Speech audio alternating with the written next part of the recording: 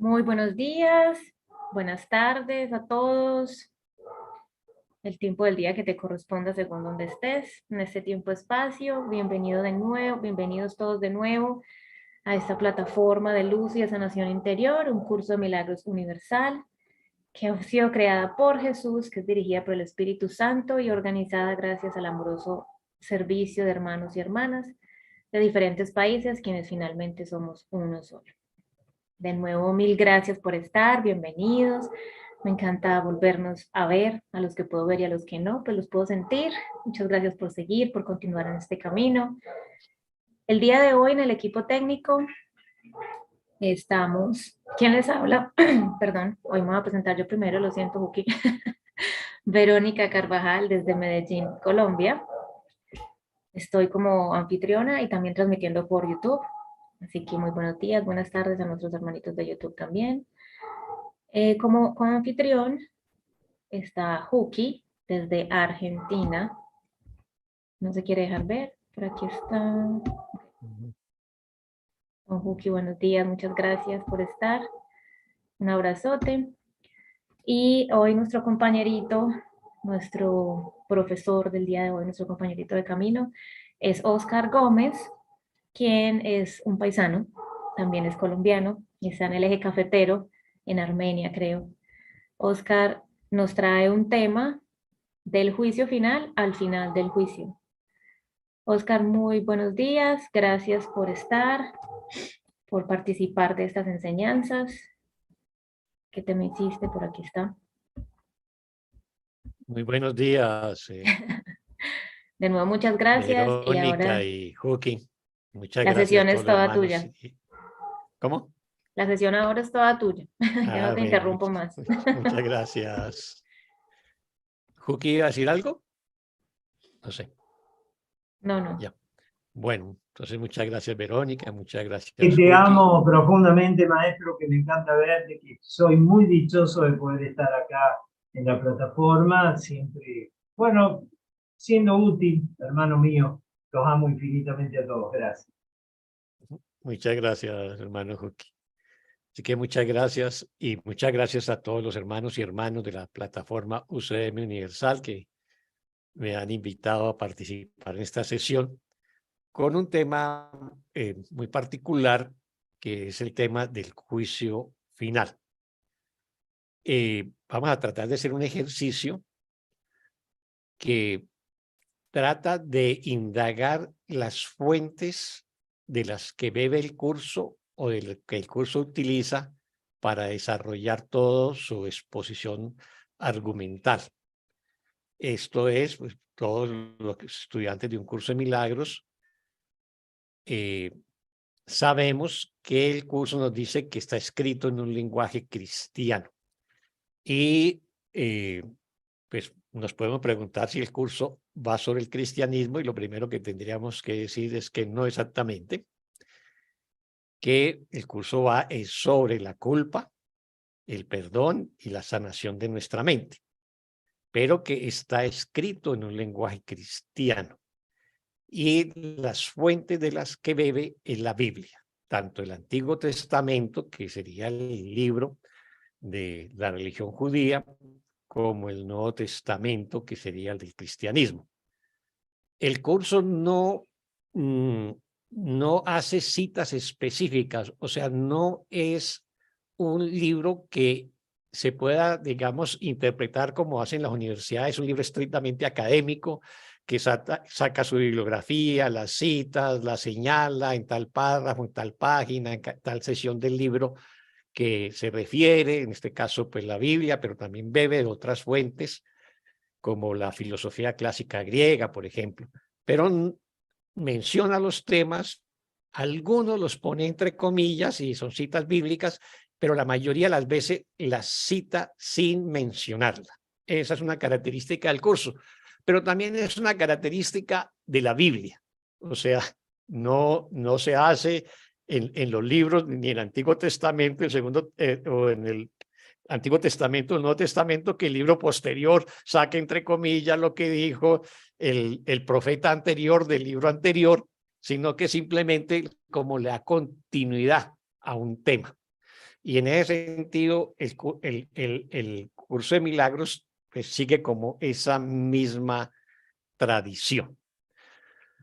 Ahora, el curso básicamente es un tratado de filosofía y psicología espiritual. Eso es lo que nosotros debemos entender. Y entonces, ¿qué es lo que busca el curso? Lo que busca el curso es corregir o interpretar algunos aspectos ilusorios de la tradición judeocristiana que están muy arraigados en la conciencia colectiva nuestra, pero básicamente ¿de quién? De lo que nosotros llamamos el mundo occidental, o sea, el continente americano y Europa, obviamente, que en África y en Asia también hay pues, tradiciones cristianas, pero pues, no son tan mayoritarias como lo son en Europa y en América. Así que podríamos decir que el curso, siendo una enseñanza universal, la teología que explica está más dirigida en primer lugar a lo que podríamos denominar el mundo occidental. De tal manera que el curso comienza a desarrollar una serie de temas que están en la Biblia, que nosotros lo conocemos y lo vemos en el curso, que son muy recurrentes como el pecado, la expiación, el sacrificio, el castigo, o también temas que se mencionan pero no con mucha frecuencia, ¿no? Y que se resaltan como temas especiales. Es el caso del segundo advenimiento y el juicio final. Hoy vamos a tratar ese tema del juicio final, ¿no? Entonces, vamos a hacer una introducción breve, ¿no? Vamos a hacer una introducción breve. No sé si podemos colocar las láminas, no sé si Cookie, ¿sí? Una introducción breve sobre, primero, la Biblia y los mensajes bíblicos, de los cuales se va a salir el tema del juicio universal, del juicio final, y cómo lo retoma el curso. Esto con el propósito de que, como dice el mismo Jesús en el curso, lo que buscamos es el entendimiento. Esa búsqueda del entendimiento básicamente está en el libro del texto, pero también está en el libro de ejercicios y en el manual del maestro, donde se expone, digamos, la base conceptual del curso. Jesús nos dice que solamente lo que entendemos lo apreciamos y lo que apreciamos lo amamos. O sea que para amar las enseñanzas del curso tenemos que entenderlas. Y hoy vamos a tratar de entenderlas un poco más allá, en las fuentes que inspiraron el curso mismo. Veamos la siguiente lámina, por favor, Cookie. Bueno, estos son como los temas que pretendo desarrollar hoy. Voy a hacer una breve introducción, como les expliqué, luego las religiones proféticas, las profecías que vertebran a la tradición judeocristiana, y luego dos profecías que van entrelazadas. Hay varias que están entrelazadas, 3 o 4, pero que es la de la resurrección de los muertos,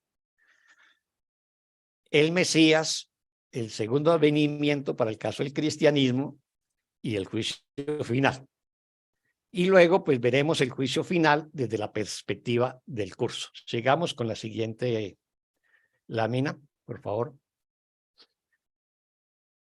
Bueno, esto ya lo expliqué, que el curso es una fusión de la psicología y la filosofía, ¿no? Con un lenguaje cristiano. Sigamos entonces con la siguiente lámina. Ahora entremos al tema de las religiones proféticas. Lo que llamamos las religiones monoteístas de Occidente, esto es el judaísmo, el cristianismo y el islam, se consideran religiones proféticas. Todas estas tres religiones tienen un árbol común, o sea, todas tres se declaran hijas de Abraham. O sea, cada una de ellas proclama que viene de algún descendiente de Abraham. En el judaísmo, básicamente de Jacob, y en el islam de Ismael. Y bueno, eso es lo que tiene que ver con las famosas 12 tribus de Israel. que prácticamente las únicas que persistirían, pues, serían los herederos de Jacob, el judaísmo y de Ismael en Islam. Ahora, ¿qué es una religión profética? Porque si nosotros vamos a ver otras tradiciones espirituales, sobre todo las de Oriente, no se mueven tanto con las tradiciones proféticas. Tienen otra, digamos, otra estructura, otra filosofía y otra manera digamos, de extender su mensaje. Entonces, básicamente una religión profética es que surge alguien, una persona que aparece como un emisario divino, recibe esa misión y anuncia a su pueblo lo que va a suceder en el futuro, ¿no? Y prácticamente estas religiones se organizan en función de ese futuro. Algunos ejemplos, por ejemplo, a Noé se le anuncia el diluvio universal, ¿no? Porque pues Dios va a castigar, al pueblo nuevamente, ¿no? Y entonces los va a negar en agua y entonces le anuncia a Noé que construya una barca y con su familia y también para que preserve una pareja de cada una de las especies de animales y entonces Noé se prepara para ese acontecimiento. A Moisés, en el caso, pues Dios le dice que tiene una misión y es el liberar a su pueblo de la esclavitud en Egipto y le dice cómo hacerlo y luego le promete que los va a llevar desde Egipto a la tierra prometida. Y así sucesivamente, en el caso cuando fue a destruir a Sodoma y Gomorra, pues solamente salva a Lot y su familia y entonces les dicen que tienen que abandonar la ciudad. O sea, y luego vienen los profetas que escriben, pues básicamente en los primeros siglos del judaísmo es digamos, una religión de tradición oral que se repite de generación en generación para que siglos después comienzan a plasmarlo en la escritura cuando desarrollan la escritura y entonces van escribiendo lo que son los libros que conforman el Antiguo Testamento. Esos libros fueron escritos a través de siglos y con distintos autores, que prácticamente muchos de esos libros tienen el nombre del autor o del profeta en mención, y ese profeta va haciendo una serie de profecías. ¿Cuál es la situación antes de entrar en esas profecías en relación al curso de milagros y en relación a lo que vamos a abordar? El curso de milagros lo que nos plantea es que nuestro principal problema es la separación de nuestra fuente y, bueno, la fabricación del mundo, del ego, y entramos en un mundo de conflictos donde proyectamos nuestras culpas a los demás y los acusamos, los condenamos y los atacamos. Digamos que esa es la dinámica del ego. La Biblia, y digamos que estas tres grandes religiones, tanto el judaísmo como el cristianismo y el islam, reconocen la separación y la narran en el primer libro del Antiguo Testamento, que es el Génesis, donde narran pues el mito de la creación, el paraíso y la expulsión del paraíso. Ya cuando somos expulsados del paraíso se genera la separación y perdimos los atributos de estar en el paraíso como seres plenos, inmortales, abundantes, pacíficos, amorosos, y entramos en un mundo que es exactamente lo opuesto. O sea, estamos en la eternidad y pasamos al tiempo, que el tiempo conduce a la degradación y la muerte. Estábamos en la abundancia y entramos a la condición de carentes, de la carencia. Vivíamos en paz y entramos en el mundo del conflicto y bueno, todo es exactamente lo opuesto a lo que sería el paraíso. Así que tanto el judaísmo como el cristianismo y también el islam, que lo tocó muy de pasada, reconocen la separación. El problema es cómo resolver la separación, o sea, cómo solucionar el tema de la separación. Ese es el meollo del asunto. Y es ahí donde entra el curso a decir que los métodos que se han utilizado para resolver la separación, pues no son los apropiados y no conducen realmente a la liberación de nuestra mente y no nos conduce de regreso a casa, no nos conducen realmente a Dios. Eso es básicamente el tema fundamental del curso de milagros respecto a todo el mensaje bíblico. ¿Cómo lo intentan resolver? Pues básicamente lo que plantea el Antiguo Testamento es a través de la expiación, pero ojo que no es la expiación que nos habla el curso lo que hace es reinterpretarla. La expiación es que un inocente pague por nuestros pecados. Eso eran los sacrificios humanos que hacían muchas tradiciones religiosas antiguas. Eso se alcanza a vislumbrar un poco en Abraham cuando se le pide que sacrifique a su hijo Isaac y finalmente le pide el ángel que lo sustituya por un cordero. Entonces ya en adelante hacen sacrificios de animales. Entonces lo que dice el libro de Levíticos de la Biblia es que la sangre es la que purifica los pecados y la sangre de un inocente, en este caso del cordero. Así que son sacrificios de sangre que se hacen y se ofrendan a Dios y se considera que esas ofrendas son gratas a Dios, incluso quemar ya las vísceras del animal, ese olor es grato a Dios, lo dice de manera reiterada el libro de Levíticos, que prácticamente explica cómo hacer cada expiación de acuerdo al pecado correspondiente.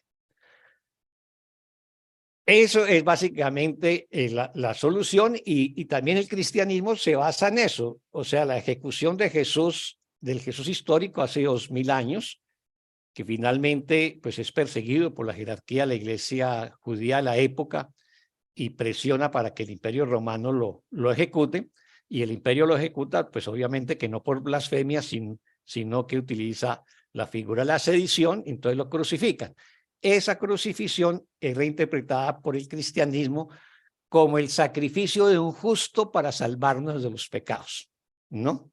Es básicamente también el mensaje, y el Jesús del curso de milagros nos va a decir que la crucifixión no era su mensaje, sino que su mensaje es la resurrección, el despertar de nuestra mente, ¿no? A través del perdón.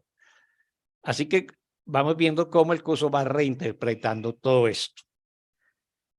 ¿Qué es lo que sucede con las profecías? Entonces, vamos a ver que hay una serie de profecías que vertebran el mensaje del judaísmo, del cristianismo y del islam.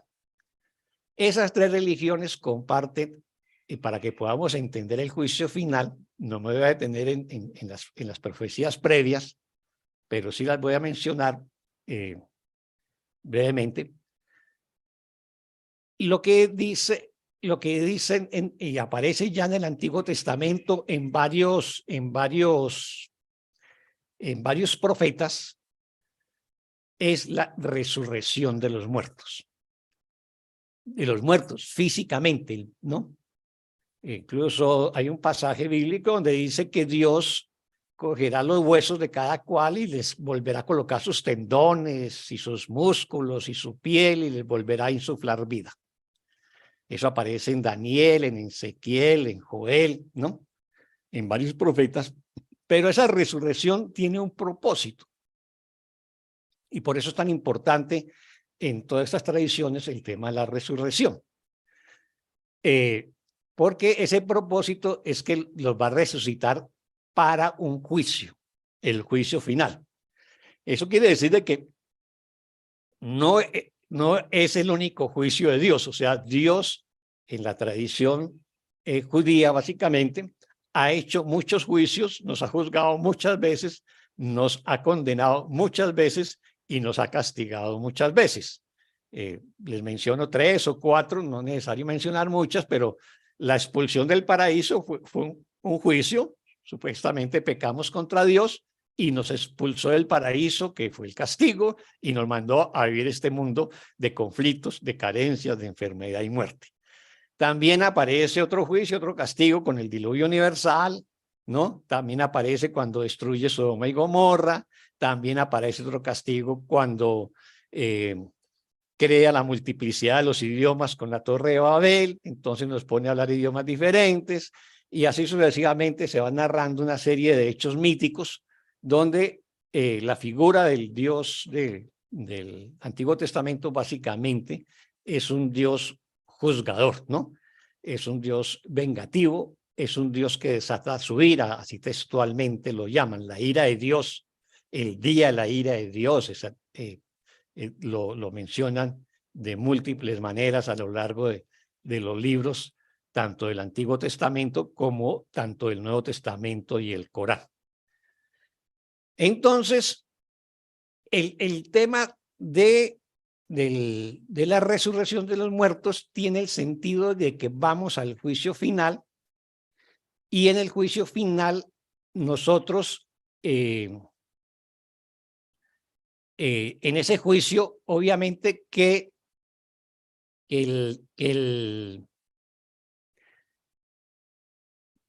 habrán unos buenos que se salvarán, según el judaísmo unos pocos, ¿no? Según el cristianismo muchos. En el judaísmo hasta le ponen números, 144.000, 12.000 por cada una de las tribus de Israel.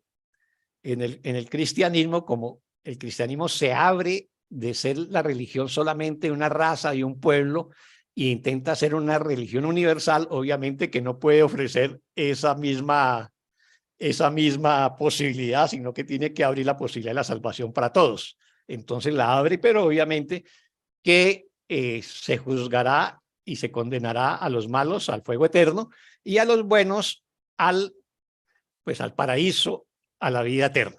Ese es básicamente el mensaje, ¿no? Tal vez en lo que sí vale la pena aquí recordar, para que avancemos esta introducción y la tengamos mejor en contexto. Me imagino que aquí hay muchos hermanos que han estudiado muy bien la Biblia y la conocerán incluso mejor que yo, porque no me considero un experto en la Biblia. Pero básicamente el Antiguo Testamento o la Tanaj, así lo llaman los judíos. Los judíos no lo llaman el Antiguo Testamento, lo llaman la Tanaj. El que le coloca ese nombre de Antiguo Testamento y Nuevo Testamento son la tradición cristiana. ¿Qué es lo que narra el Antiguo Testamento? Pues es la historia del pueblo judío, ¿no? Su historia religiosa, su historia política, su historia militar, cuando son esclavizados, cuando se independizan, cuando van a la tierra prometida, construyen el templo de Jerusalén, lo reconstruyen, cuando es destruido. Bueno, narra, es básicamente eso, y pues la promesa de la redención del pueblo a través pues de la resucitación de los muertos y el juicio final. En ese entretanto aparece pues Isaías anunciando un redentor, ¿no? Un Mesías, y bueno, y la historia discurre en la espera de ese Mesías. Cuando pues llega Jesús, cuando llega Jesús, pues los cristianos lo declaran de que él es el Mesías, mas sin embargo los judíos consideran que no, porque no podía fracasar. Ese Mesías tenía dos connotaciones: un Mesías rey, o sea, gobernante militar, y un Mesías profeta o sacerdote.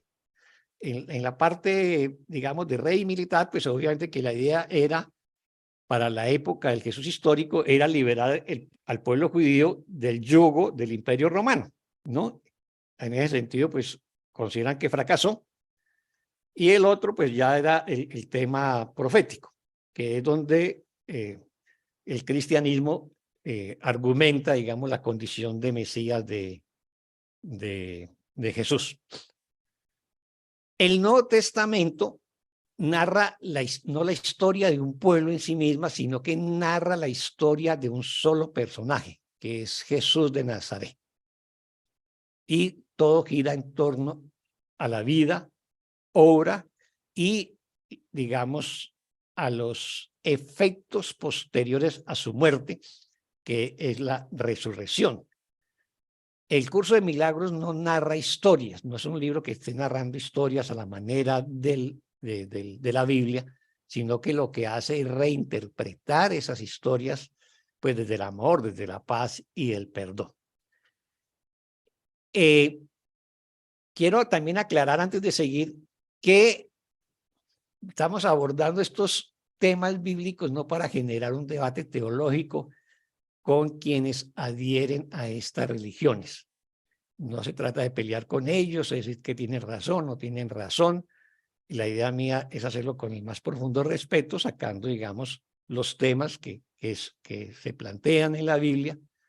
Pero lo que sí buscamos es comprender el uso de los términos cristianos por parte de un curso de milagros y poder entender precisamente el mensaje que el curso nos entrega. Y recordar que el curso nos plantea pues que una teología universal es imposible, pero una experiencia universal sí que no solamente es posible y necesaria. O sea, lo que busca el curso es la experiencia.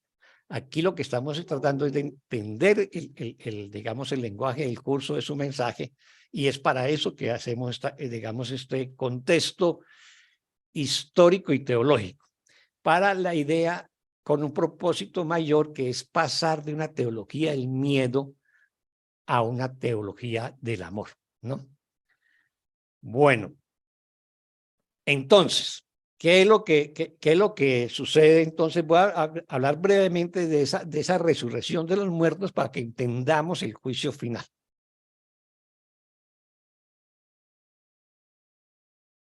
En el judaísmo no pueden concebir un alma sin cuerpo.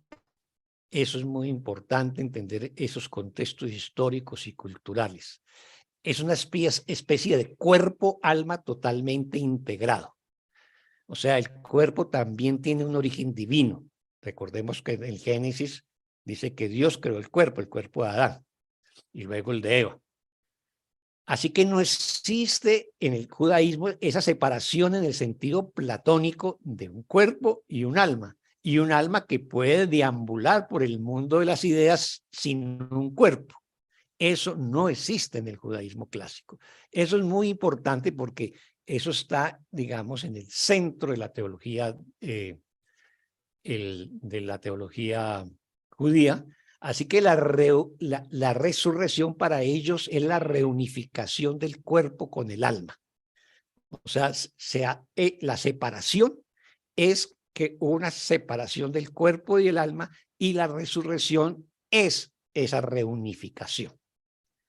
Así que ya vamos notando algunas diferencias con el tema de la resurrección en el curso, ¿no? En el judaísmo se habla de la resurrección de todos los muertos, no de uno solo, de todos los muertos. O sea, va a ser un momento que cubre a toda la humanidad y es a todos los muertos. En un solo momento se produce esa resurrección.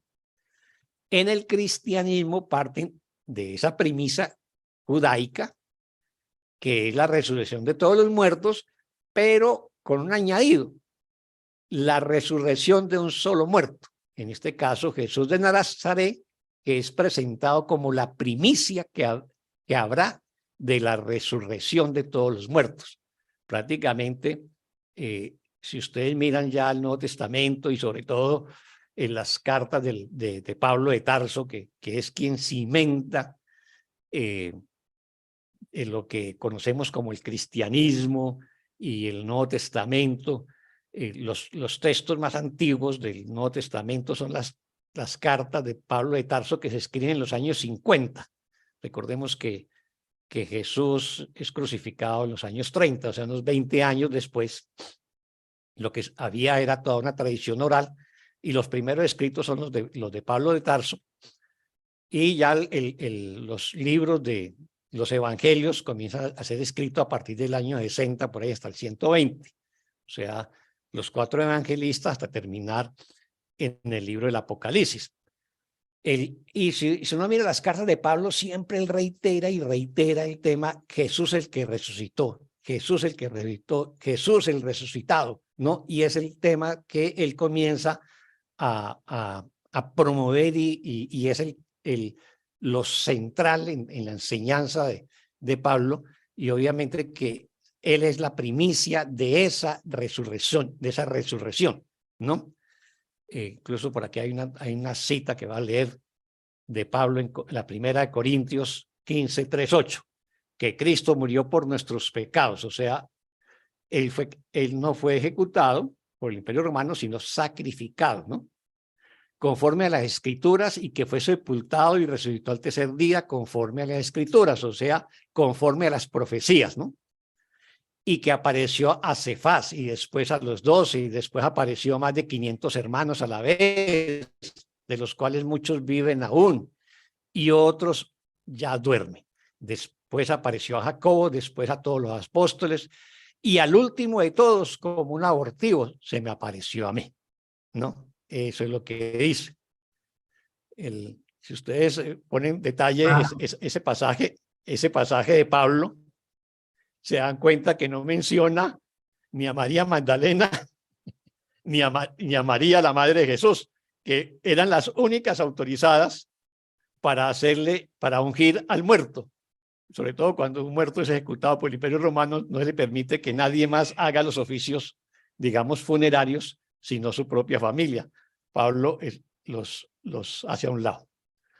Oscar, maestro, interrumpo Cuente. un segundito para preguntarte si yo tengo la diapositiva en la que estamos. Cuando vos me digas que seguimos compartiendo, vamos, ¿eh? Ya. Espérate, te digo. Dale, ahí te vamos? muestro. Sí. Ahí te muestro. Sí, pasa la siguiente. Por favor. ¿Estamos bien ahí? Sí. Perfecto, gracias. Realmente estas profecías, ya que ya mencioné, vertebran todo, digamos, la teología judeocristiana. La resurrección de los muertos, el Mesías, el segundo advenimiento y el juicio final. Y nos vamos a centrar, obviamente, en esta última profecía que es el juicio final. Entonces, ese tema de la resurrección lo retoma el cristianismo en la cabeza de Jesús. El Islam, como también bebe del Antiguo Testamento, retoma la resurrección de todos los muertos, ¿no? El Islam reconoce a Jesús como profeta y como Mesías, ¿no? No lo reconoce como el Hijo de Dios. Eso no lo reconoce. Dice que si Dios crea un hijo, lo va a crear como Adán. Coge el barro y sopla y le insufla vida y se acabó. No necesita embarazar a una mujer y todas las cosas. El judaísmo, pues, no reconoce a Jesús ni como profeta, ni como Mesías, ni como Hijo de Dios. Digamos, el judaísmo de la época, y pues obviamente que algunas corrientes judaicas modernas sí que ya reconocen a Jesús como Mesías, pero eso no es la generalidad. Bueno, sigamos avanzando un poquito más. Entonces, lo importante es que tengamos en cuenta que no hay judaísmo sin resurrección de los muertos, la llegada del Mesías y el juicio final. Tampoco hay cristianismo sin la resurrección de Jesús, la posterior resurrección de todos los muertos, el segundo advenimiento de Cristo y el juicio final. O sea, el juicio final sería el cierre de un proceso histórico larguísimo que empezó con la expulsión del paraíso y que terminaría en la expulsión del paraíso, ¿no? Terminaría con el juicio final. O sea, en el juicio final, si finalmente ya nos salvamos, ahí sí regresamos al paraíso. O sea, el juicio final es el camino inevitable para poder regresar al paraíso. Para ello, obviamente, que nos tenemos que arrepentir de todos los pecados y tener una serie de conductas morales que la religión nos va a decir que tenemos que sostener para que en el día del juicio final podamos, pues, salvarnos, ¿no? Esto era tan importante que en la Iglesia Católica, los católicos en la Edad Media se hacían enterrar dentro de las iglesias para estar cerca en el momento de la resurrección de los muertos y el juicio final. Los que tenían menos dinero, pues pagaban para que lo enterraran en los alrededores de la iglesia, no dentro de la iglesia. Pero es digamos, una creencia muy fuerte. Ahora, entremos un poco ya en el juicio final, porque si no el tiempo se nos va a ir. El juicio final no es originario, digamos, históricamente hablando del judaísmo, sino que tiene sus antecedentes en el zoroastrismo. El zoroastrismo fue una religión que imperó en la antigua Persia. Ellos también hablaban del juicio final, así que parece que los judíos retoman el concepto del juicio final del zoroastrismo y luego pues lo recoge el cristianismo, el cristianismo y luego también el islam. Por ejemplo, aquí en el profeta Daniel, ¿qué dice? Y muchos de los que duermen en el polvo de la tierra serán despertados, unos para la vida eterna y otros para vergüenza y confusión perpetua. Eso en Daniel 12:2. Pero sigue tú viviendo hasta el final de tus días y luego descansa en paz, que al final de los tiempos serás levantado de tu tumba para recibir tu recompensa también, Daniel, ¿no? El juicio de Dios y la causa que os fuere difícil la traeréis a mí y yo la oiré, en Deuteronomio. Porque Jehová juzgará a su pueblo, Deuteronomio 32:35, ¿no? Bueno, entonces ya en el Nuevo Testamento, ¿qué es lo que nos van a decir? Pues que la resurrección de los muertos será de los justos y los pecadores, o sea, de todo el mundo, tanto los buenos como los malos. Eso está en Hechos, en el Nuevo Testamento, Hechos 24. No, o sea, la resurrección de los muertos será anterior al juicio final, o sea, la resurrección es para hacer el juicio final.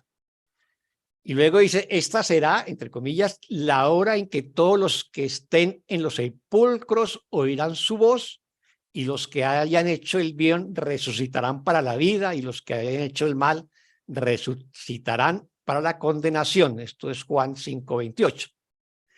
Así que después nos dirá, Cristo vendrá en su gloria acompañado de todos los ángeles, serán congregados delante de él todas las naciones, y él separará a los unos de los otros, como el pastor separa a las ovejas de las cabras. En este caso, las ovejas son las buenas y las cabras son los pecadores, ¿no? Pondrá a las ovejas a su derecha y a las cabras a su izquierda, e irán estos a un castigo eterno y los justos a una vida eterna. Esto está en Mateo 25. La Iglesia Católica tiene el credo, que yo creo que si todos fuimos a la iglesia, pues nos decía, creo en Dios Todopoderoso, creador del cielo y la tierra, ¿no? Etcétera, pues no lo va a leer todo, pero luego dice que creo en Jesucristo, que fue crucificado y muerto, sepultado, descendió a los infiernos, al tercer día resucitó entre los muertos, subió a los cielos, está sentado a la diestra de Dios Padre Todopoderoso, y desde allí ha de venir a juzgar a vivos y muertos. O sea, nos está diciendo que el que va a ser el gran juez en el juicio final es Jesús, ¿no? Y luego dice, creo en el Espíritu Santo, la Santa Madre Iglesia Católica, la comunión de los santos, el perdón de los pecados, la resurrección de la carne y la vida eterna. Así que esto está pues muy desarrollado en el Nuevo Testamento. Les voy a leer solamente dos pasajes del Islam simplemente para que tengamos que desarrolla la misma, ¿no? Digamos, el mismo tema. Entonces, por ejemplo, este capítulo 385, ellos les dicen sura, ¿no? A los capítulos. Todo ser probará el sabor de la muerte y cada uno recibirá su recompensa íntegra el día de la resurrección. Quien sea salvado del fuego e ingresado al paraíso habrá realmente triunfado, porque la vía mundanal es solo un placer ilusorio, ¿no?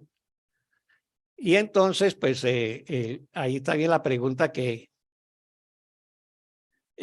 algunos dudan la resurrección de la muerte, entonces el Corán dice que los que niegan de la muerte dicen, ¿acaso después de que nos hayamos convertido en polvo podremos ser creados nuevamente?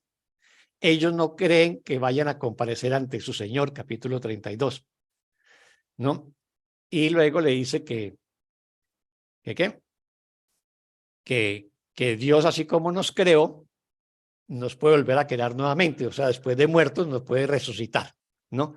No voy a avanzar nada más aquí porque yo creo que no estamos avanzando en el tiempo. Yo no soy bueno para,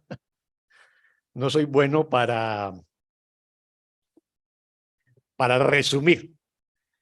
Y quiero dejar un tiempo para preguntas. Entonces voy a entrar en el tema del curso, del juicio final en el curso de milagros. Si quiere, pasemos a las siguientes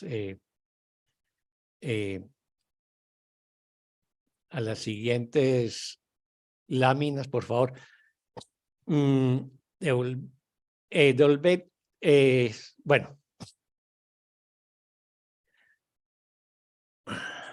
creo que adelante o atrás, Cookie, ¿qué tenemos atrás?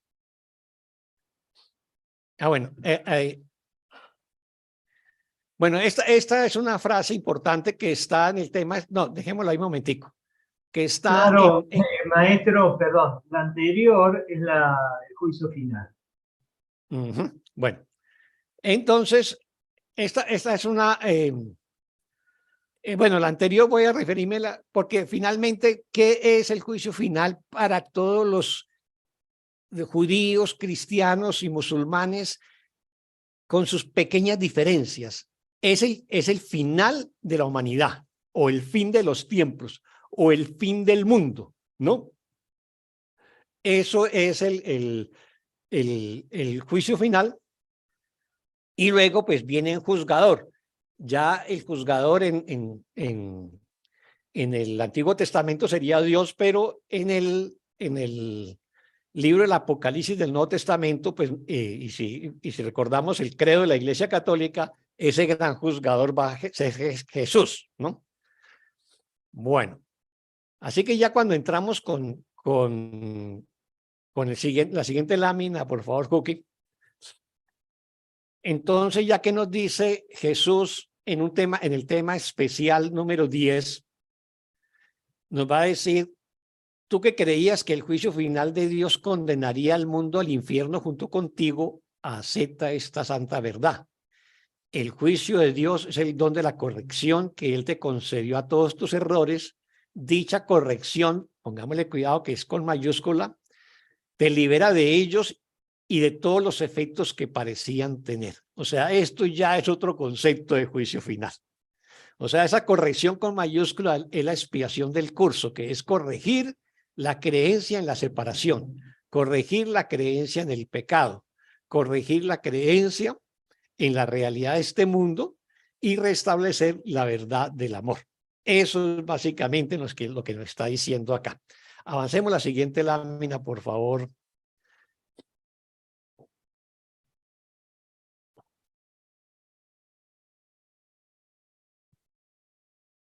Entonces,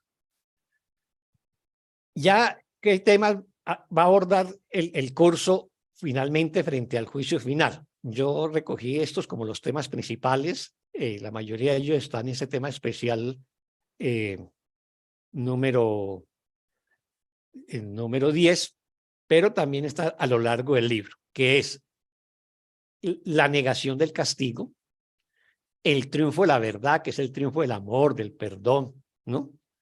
El fin de la percepción, eso implica que pasaríamos de la percepción al estado del conocimiento de la totalidad, la desaparición del mundo, la desaparición de los cuerpos, no la resurrección, sino la desaparición de los cuerpos, no tiene sentido, la gran corrección, que es todo el trabajo y perdón, la liberación del miedo, porque básicamente, ¿qué es todo esa teología del juicio final en estas religiones? Es un gran miedo a ese día en que Dios nos va a juzgar y nos va a castigar eternamente.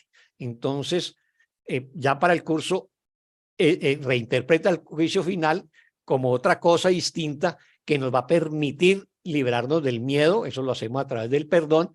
Vamos a conocer la misericordia divina que ni juzga ni condena y por lo tanto tampoco castiga, y un llamamiento que nos hace muy amoroso de que no tengamos miedo del amor.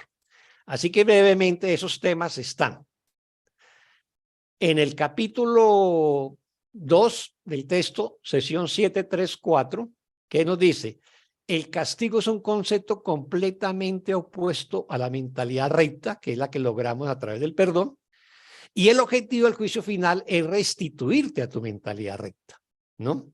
O sea, el castigo es completamente opuesto al amor, de lo que nos está diciendo. Y el objetivo del juicio final, que ella es reinterpretado por el curso, es restituirnos a la mentalidad recta, o sea, la mentalidad amorosa.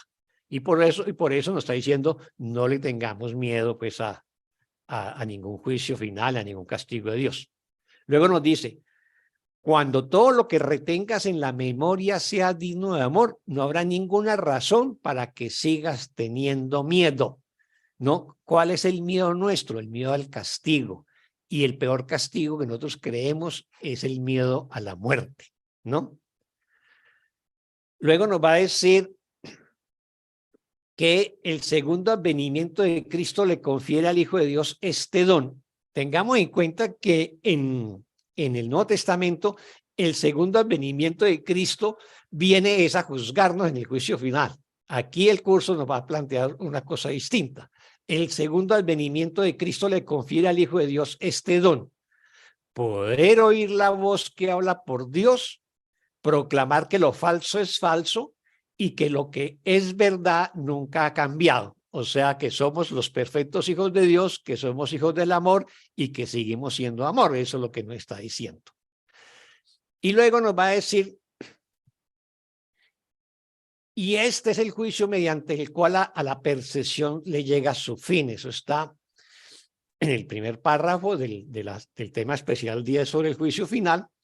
¿Qué quiere decir? Que a través del perdón, pues pasamos de la percepción falsa, de la percepción ilusoria, de la percepción de ataque, a una percepción verdadera basada en el amor y la paz, ¿no? Y por eso, pues, a la percepción le llega al fin, ¿no? Y luego, pues, nos anuncia el mundo real en el siguiente párrafo. Lo primero que verá será un mundo que ha aceptado que esto es verdad, o sea, que a la percepción le llegó su fin, o a la culpa y al miedo, y al haber sido proyectado de una mente que ya ha sido corregida. Eso también nos lo va a decir acá, pues. Y luego nos va a decir sobre la desaparición del mundo, también nos lo dice en el texto 10, el juicio final sobre el mundo no encierra condena alguna, o sea, no vamos a ser condenados. Recordemos un pasaje en el libro de Ejercicios que nos dice que Dios no nos castiga porque nunca nos ha condenado, no nos juzga porque nunca no nos condena porque nunca nos ha juzgado, perdón. Entonces, ¿qué pasa con el mundo? Que una vez que perdonemos, ya no tiene causa ni función ante los ojos de Cristo, simplemente se disuelve en la nada. Ahí nació y ahí ha de terminar, o sea, el mundo no es nada, nació en la nada y termina en la nada. No, eso es lo que nos plantea como juicio final, o sea, es todo el trabajo de perdón y sanación de la mente, donde ya deshacemos a través del perdón todo este mundo ilusorio, todo pensamiento de culpa en nuestra mente, y el mundo desaparece junto con pues, esos pensamientos de culpa o de separación. Y sobre los cuerpos, que nos hablan de la resurrección física de los cuerpos en todas estas tradiciones, nos va a decir, los cuerpos no tienen ahora ninguna utilidad, por lo tanto desaparecen también, pues el Hijo de Dios es ilimitado, o sea, el Hijo de Dios no es un cuerpo porque es absolutamente limitado. Esto aparece pues en la sesión, en la tema especial 10, 2.6. Y luego lo de la gran corrección también aparece ahí, ¿no? Tú que creías que el juicio final de Dios condenaría al mundo al infierno junto contigo, que ya lo mencioné, acepta esta santa verdad. El juicio de Dios es el don de la corrección, ¿no? Y luego pues nos dice que finalmente lo que hace el juicio final es liberarnos del miedo, así que no tengamos miedo de la gracia redentora de Dios, nos lo va a decir en ese mismo capítulo. Y finalmente que el juicio final de Dios es tan misericordioso como cada uno de los pasos de su plan para bendecir a su Hijo y exhortarlo a regresar a la paz eterna que comparte con él, ¿no? Así que resumo el tema para cerrarlo, ¿no? La Biblia comienza y termina con un juicio. El Génesis empieza con un juicio de Dios contra nosotros, aparentemente, pues es lo que escribe el Génesis, que culmina con la expulsión del paraíso. La Biblia termina en el libro del Apocalipsis con el gran juicio final de Dios. La profecía en la que se destruye todo lo creado en el Génesis, todos seremos exterminados, excepto unos cuantos, pues según la tradición judía, pues los 140.000 elegidos, 12.000 por cada una de las tribus de Israel, ¿no? Y básicamente esa cultura lo que ha erigido es una teología del miedo a Dios, que nos hace sentir culpables y pecadores porque ofendimos a Dios y por lo tanto tenemos que hacerle ofrendas, sacrificios y prepararnos para el juicio final en base al arrepentimiento y los sacrificios que le ofrendamos. Así que lo que nos plantea el curso es también corregir esa distorsión que tenemos de un Dios vengativo e iracundo que nos exige sacrificios y ofrendas, ¿no? En el fondo, todo eso es nuestra autoculpabilidad que está muy metida en nuestra psiquis colectiva.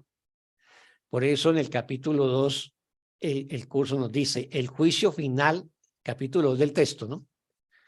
1:3. No, capítulos 2, 7, 7:2.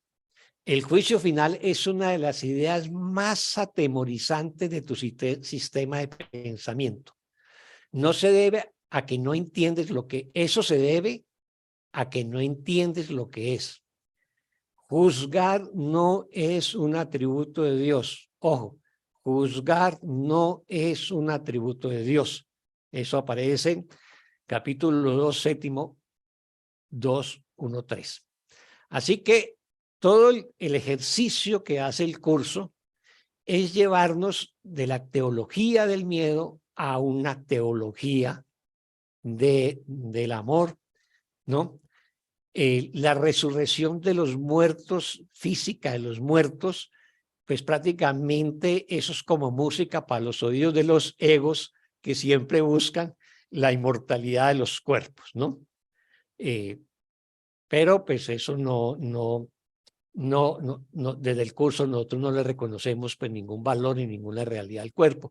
Para nosotros sería eso, es una ilusión.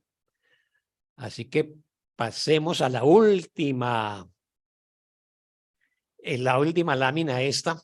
Ya, esa es, no, la anterior, por favor, la que teníamos. La que teníamos, que cerramos con esa. Gracias, Juki. Que es el último párrafo del tema especial número 10, ¿no? Ese tema, ¿qué es lo que nos dice? Ya yo lo busco.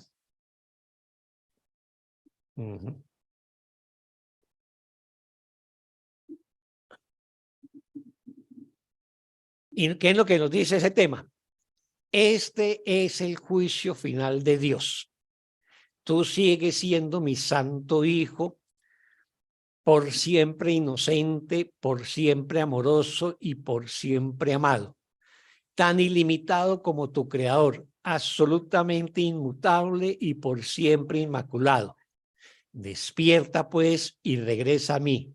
Yo soy tu padre y tú eres mi hijo. Este pasaje, que es precioso, tiene varias connotaciones. Casi que es de las únicas veces en que Dios habla en primera persona en los textos de un curso de milagros y se utiliza precisamente para el tema de juicio final, para decirnos que no nos va a juzgar, no nos va a condenar, no nos va a destruir, y simplemente nos está diciendo: tú eres mi hijo bien amado, tú eres amor y así será, y por favor regresa a mí, que yo soy tu padre y tú eres mi hijo. Bueno, es con este pasaje final que yo quiero cerrar la exposición.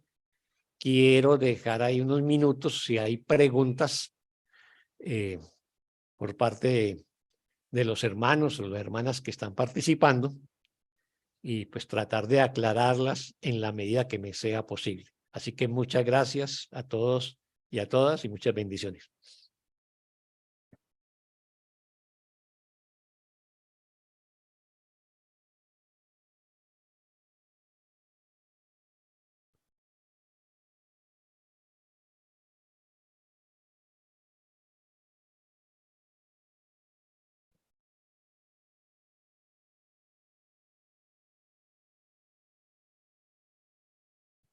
Sin preguntas,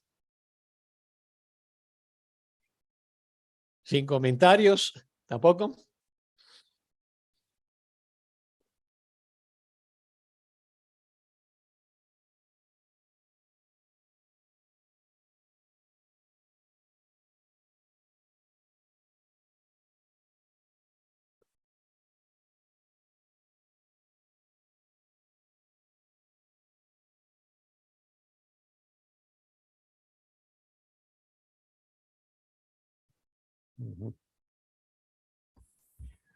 Hola, ¿ahí me escuchan?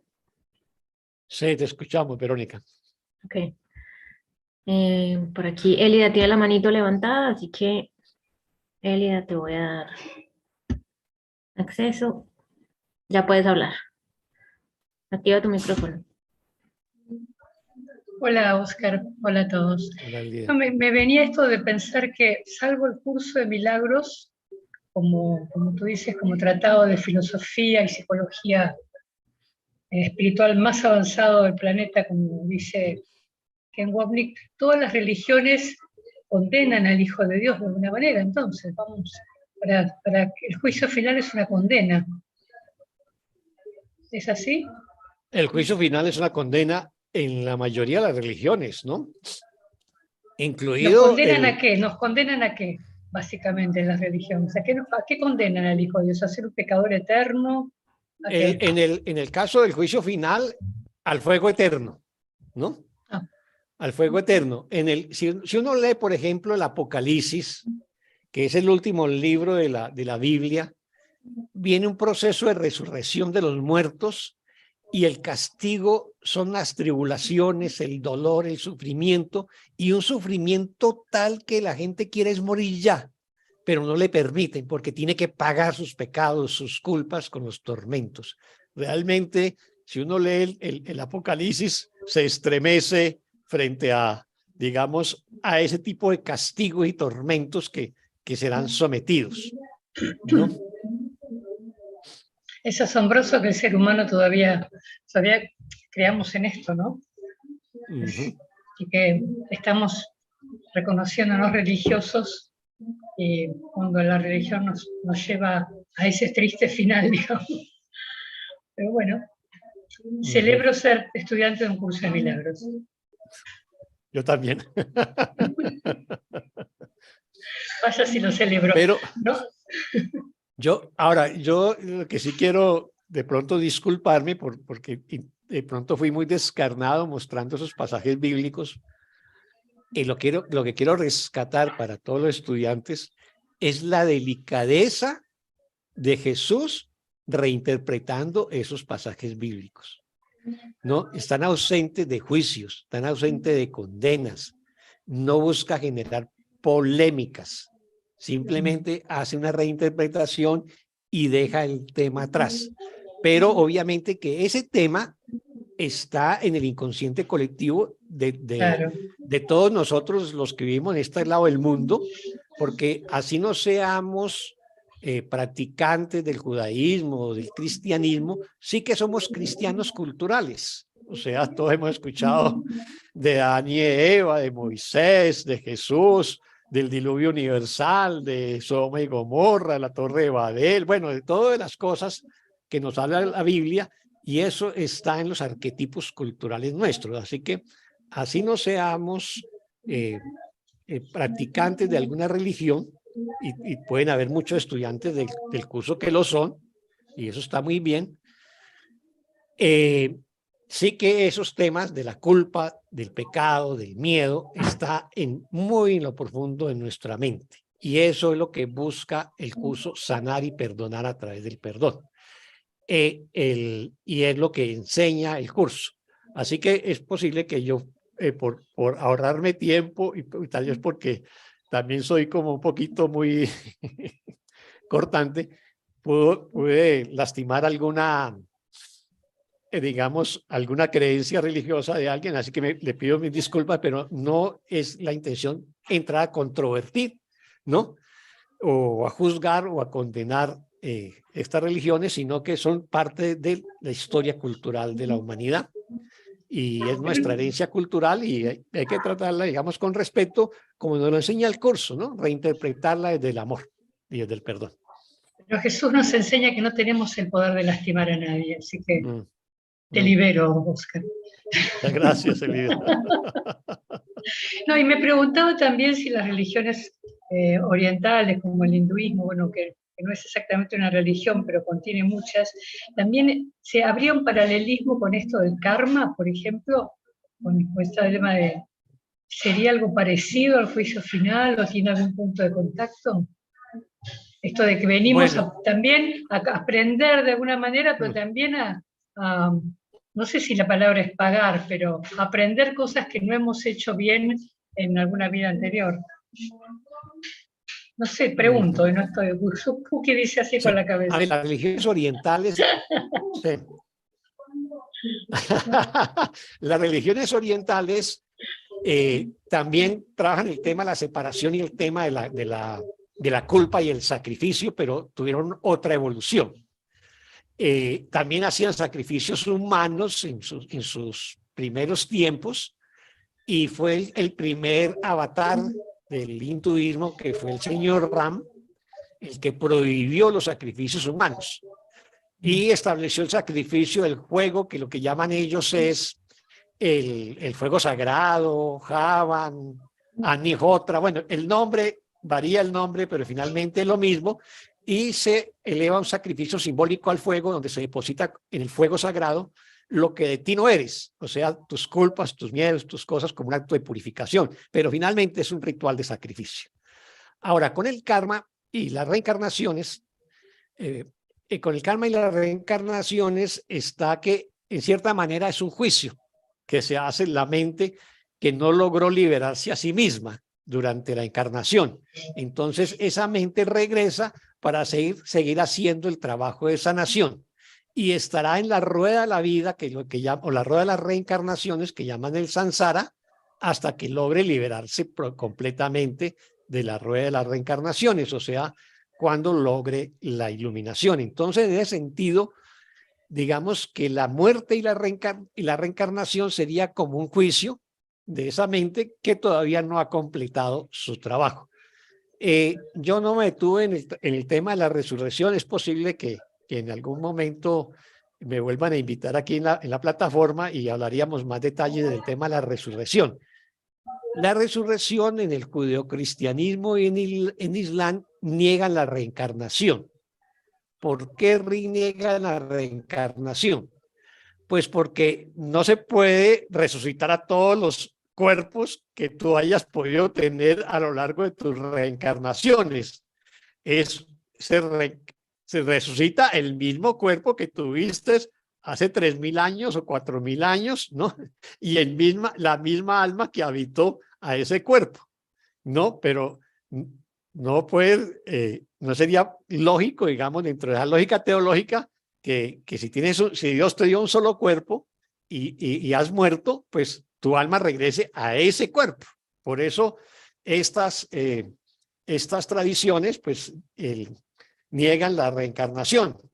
Y el curso de milagros finalmente mantiene una actitud ambivalente, porque trata de conectar con esa teología y metafísicamente nos va a decir, creo que en el manual del maestro, que la reencarnación es imposible, pero a lo largo del texto pues nos va a decir que nos ahorramos 1000 años haciendo el perdón y los milagros, etcétera, y finalmente pues no explicita qué pasa con, digamos, aquella mente que no logró perdonarse completamente en este mundo, pues finalmente pues se fabricará otro cuerpo, porque nos dice que la mente es muy poderosa, ¿no?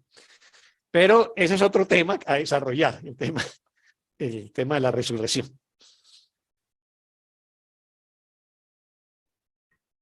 Oscar, por acá tenemos Muchas otra gracias, pregunta. Elida.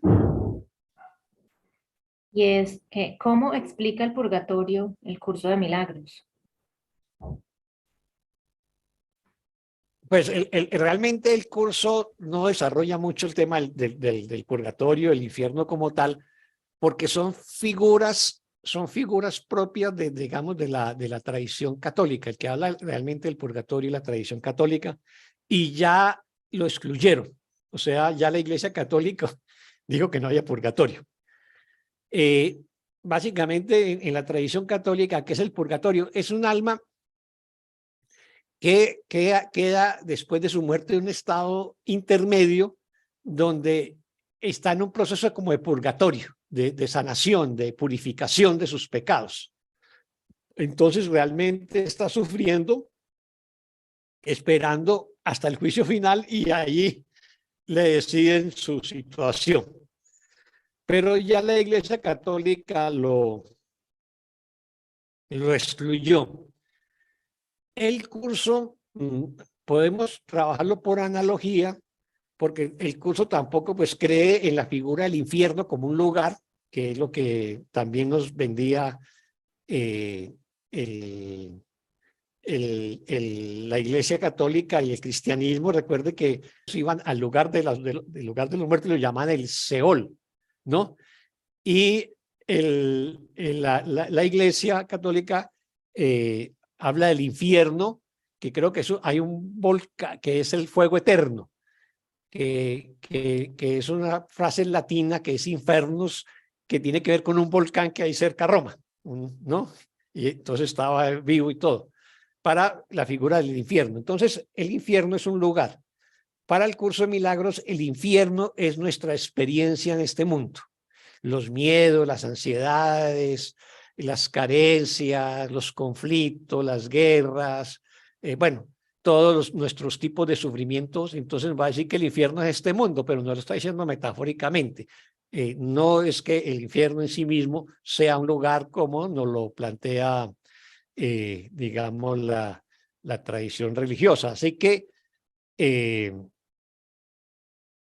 tanto el infierno como el purgatorio, en un principio la tradición católica los ubicó como un lugar. Ahora dice que no no existen ni el uno ni el otro. Para el curso en ningún momento lo considera un lugar, y metafóricamente refiere a este mundo como nuestro infierno. O sea que no hay otro infierno más que el que estamos experimentando en este mundo.